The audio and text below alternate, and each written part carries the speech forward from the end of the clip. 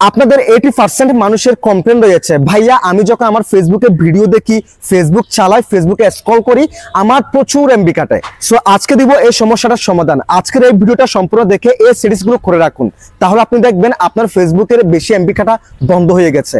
তো চলুন কথা না বাড়িয়ে ভিডিওটা শুরু করা যাক। নিয়মিত এরকম ইম্পর্টেন্ট ভিডিও পাওয়ার জন্য আমাকে ফলো করে রাখতে পারেন, যা আপনার অনেক কাজে দিবে। So guys, first of all আপনি আপনার ফেসবুকের অফিসিয়াল অ্যাপসটা ওপেন করবেন। দেন এখান থেকে থ্রি লাইন মেনু এই অপশনে ক্লিক করে দিবেন। এরপর এখান থেকে সেটিংসের এই অপশনে ক্লিক করে দিবেন। এরপর একটা স্ক্রল করবেন, স্ক্রল করার পর এই যে দেখেন মিডিয়া, দেন এখান থেকে মিডিয়া এই অপশনে ক্লিক করে দিবেন। দেন দেখেন অপটিমাইজে এটা সিলেক্টেড করা আছে, আপনি এখান থেকে ডাটা সেভার এটাকে সিলেক্টেড করে দিবেন, তাহলে 40% পর্যন্ত এমবি কম কাটবে। দেন এখান থেকে নেভার অটো প্লে ভিডিওস এটাকে টিক মার্ক করে দিবেন।